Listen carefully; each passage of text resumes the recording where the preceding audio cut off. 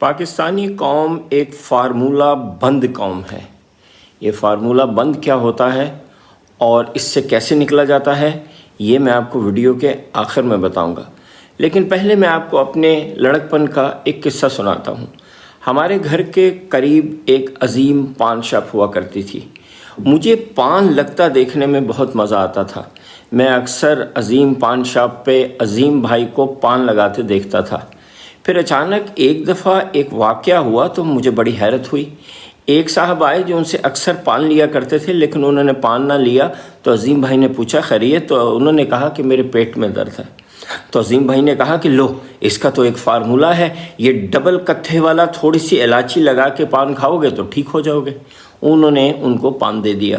مجھے نہیں پتا کہ ان کا پیٹ کا درد ٹھیک ہوا کہ نہیں، لیکن چند دن کے بعد میں پھر دوبارہ کھڑا تھا تو میں نے دیکھا ایک اور صاحب آئے اور انہوں نے پان نہ لیا۔ تو عظیم بھائی نے ان سے پوچھا کہ خیریت، تو انہوں نے کہا کہ جی کھانسی ہے۔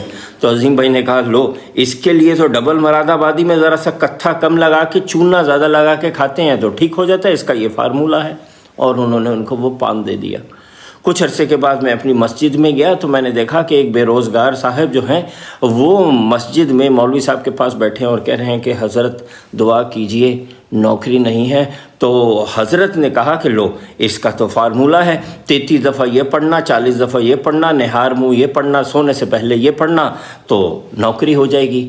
کچھ عرصے کے بعد میں نے دیکھا کہ ایک صاحب آئے ہیں اور جو کہہ رہے ہیں کہ بیٹی کی شادی نہیں ہو رہی، دعا کریں۔ تو مولوی صاحب نے کہا لو، اس کا تو فارمولہ ہے۔ اور یوں مجھے سمجھ میں آیا کہ پاکستانی قوم فارمولوں پہ چلتی ہے۔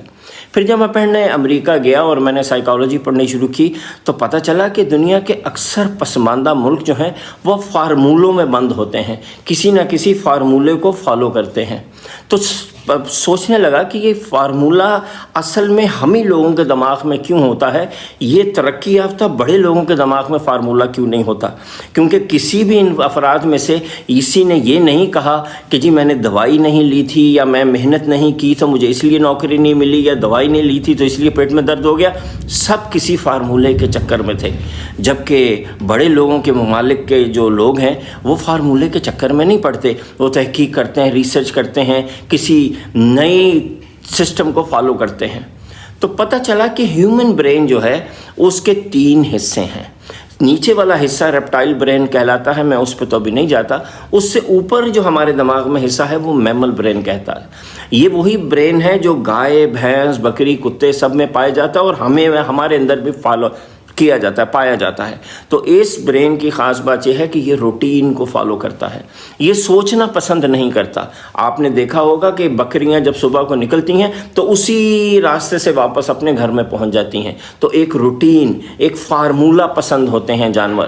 اس کے بعد آتا ہے ہیومن برین جس میں کریٹیوٹی ہوتی ہے، انالیٹیکل تھنکنگ ہوتی ہے، نیو آئیڈیاز ہوتے ہیں۔ تو ہوتا یہ ہے کہ پسماندہ ممالک کے جو لوگ ہوتے ہیں ان کا یہ جو ہیومن برین ہے، کریٹیو برین ہے، یہ بند ہو جاتا ہے اور ان کا صرف میمل برین ایکٹیو ہوتا ہے، جس میں ایک روٹین، کھانا، رشتہ دار، دوستیاں، شادی ایسے کرنی ہے اور مایوں یوں ہوتا ہے، اور جب کسی کا انتقال ہو جائے تو عرق گلاب یوں پھینکنا ہوتا ہے اور ہر رنگ کی چادر یوں ڈالنی ہوتی ہے، بلا بلا بلا بلا بلا۔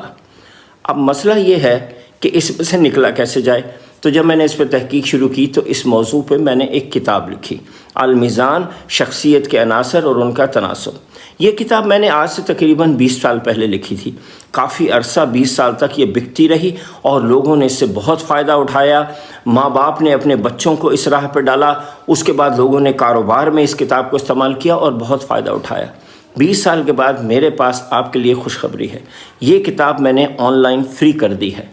آپ east.education پہ جائیے، east.education ویب سائٹ کا نام ہے، وہاں جا کے آپ المیزان کتاب ڈھونڈیے ہوم پیج پہ اور اس کو پڑھیے۔